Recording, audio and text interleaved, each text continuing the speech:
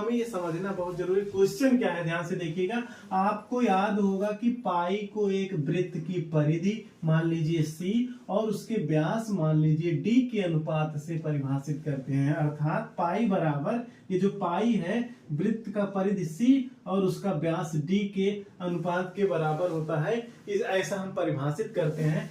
और यह इस तथ्य का अंतर विरोध करता हुआ प्रतीत होता है कि पाई अपरिमेय संख्या है, कि ये जो पाई हम जानते हैं ना अपरिमेय संख्या है। C/D को देख के लगता है कि नहीं यार ये तो परिमेय संख्या है, मतलब इधर अपरिमेय लग रहा है, इधर क्या लग रहा है, ये परिमेय देख के लग रहा है।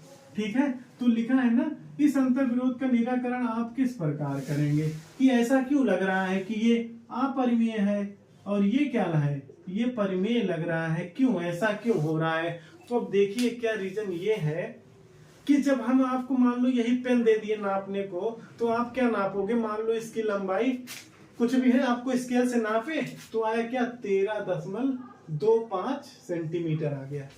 जब मैंने आपको दिया इसको नापने को 13.25 नाप के बता दिया, पटरी लिए इसी के पास रखे, तो इसके जब पटरी से नापने गए ना तो इसके सन्निकट परिमेय मान को दे दिए।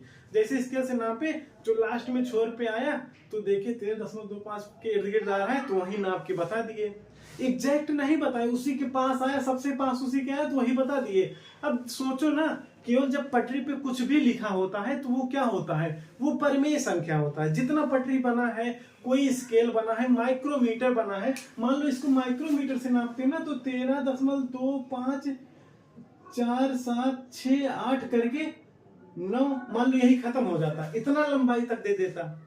लंबाई तो 13.25 इसी से थोड़ा सा और कुछ बढ़ जाता, मतलब बहुत छोटा सा, मतलब और अच्छे से नाप देता, लेकिन कहीं ना जाके खत्म हो जाता। मतलब जो इसकी रियल लंबाई है ना उसके सन्निकट परिमेय मान बताता है। कोई भी स्केल, कोई भी नापने का यंत्र हो, इसकी लंबाई नापने की यंत्र हो तो एग्जैक्ट वो नाम नहीं बताएगा, उसके आसपास वाला परिमेय संख्या बता देगा। ये देखिए ये थोड़ा दूर था, ये इसके और आसपास आ गया, एकदम बहुत पास आ गया। ठीक है, एक्यूरेट। मान लो ये सोने वाली तराजू से नाप दिए, सोनार के पास क्या होता है, एक एक ग्राम का बहुत वैल्यू होता है ना, क्योंकि महंगा होता है, तो इसको और अच्छे नापने वाले यंत्र से नापे तो इतना बता दिया।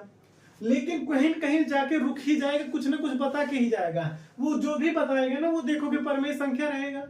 अब सोचो जब ये परिधि, वृत्त की परिधि को नापेंगे किसी से या फिर इसके व्यास को नापेंगे तो वो क्या होगा, इसकी लंबाई का सन्निकट परिमेय मान देगा। क्या देगा, उसकी लंबाई के सन्निकट परिमेय मान देगा। जितनी लंबाई होगा उसके नजदीक, उसके आसपास का परिमेय मान देगा उसका।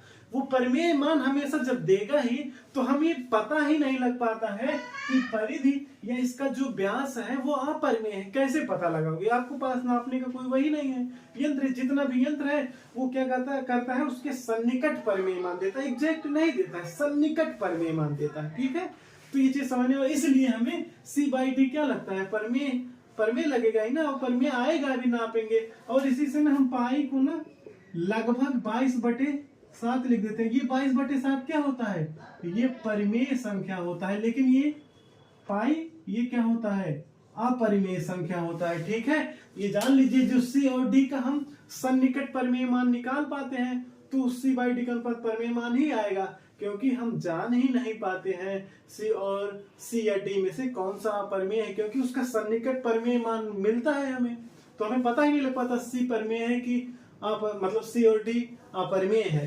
ये देखिए क्या है, आंसर में क्या लिखा है, इसका कोई अंतर विरोध नहीं है। ठीक है, हम जान ही नहीं पाते कैसे, जब किसी स्केल या किसी अन्य युक्ति से लंबाई मापते, कोई लंबाई नापते किसी नापने वाले यंत्र से, तब आपको केवल एक सन्निकट परिमेय मान, मतलब उसके आसपास का सन्निकट आसपास का परिमेय मान मिलता है, प्राप्त होता है। अतः आप यह अनुभव नहीं कर पाते हैं C या D क्या है, अपरिमेय है। ठीक है, पता ही नहीं लगा, हमारे पास यंत्र ही नहीं है, जो है वो सन्निकट परिमेय मान देता है।